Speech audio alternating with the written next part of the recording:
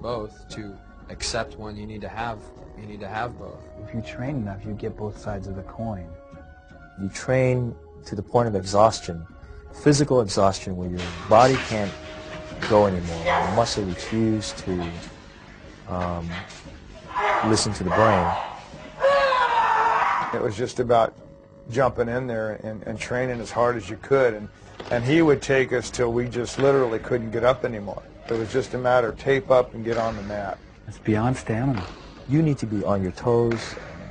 You need to be the best that you can be at all times. You have to be balanced. You have to be on it. It's a constant process, and that's another thing, is you just realize the more you learn, the less you know. And each time you get a little bit closer, you realize how far you still got to go. The more talent you have, the more demanding it's going to be. There's a certain kind of trust and standard in anybody that's come up under him. He knows and expects excellence. He is not interested in compromise. He expects the best from you. He expects perfection from you.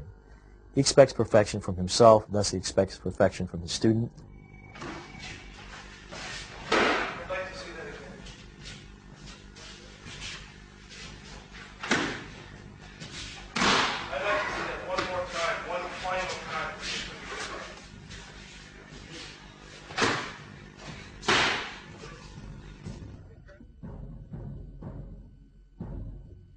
He has a certain standard of what a black belt martial artist should be, especially in Aikido.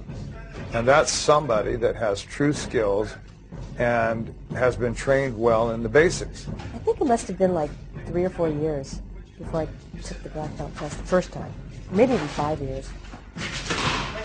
The Dan represents an internalized understanding of the mechanics. One of the reasons that he would run a full class before the test was so that he would drain your batteries, so that he could see what do you have when you got nothing left.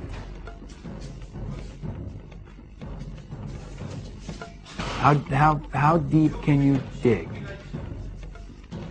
And basically he shut the blinds, locked the doors, and it was pretty interesting. It was very intense. And he always said it's so simple. You know, it's so simple, but it's so hard.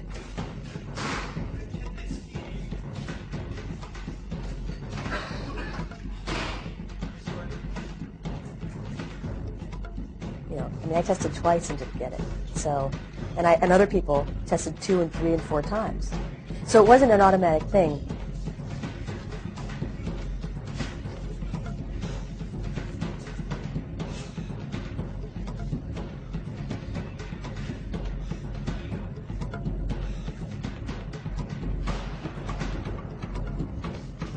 We say if you can make it 15 seconds, 15 seconds. And that's how, you know, intense these tests were. I have seen few people pass the test their first time. And in fact, I would go so far as to say that not passing the test your first time is part of the test. So you experience this little bit of a peace, the calm before the storm, very peaceful up until the time where he says go.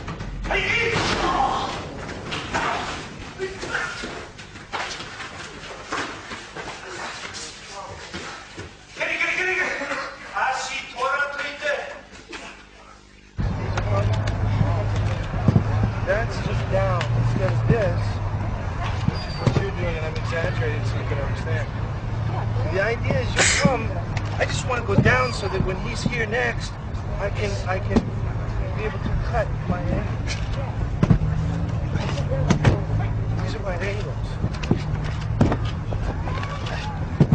Once in a while I can turn.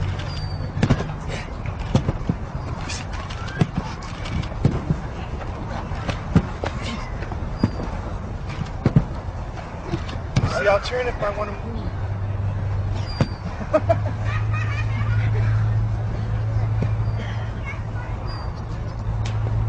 If I want to move. Oh, you're in the car?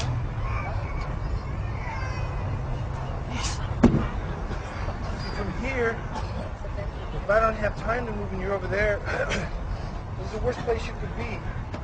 If I don't have time to move, I have you both here. I'll either move that way, so I can take care of each other. We're not taking down and showing you guys it's just right here.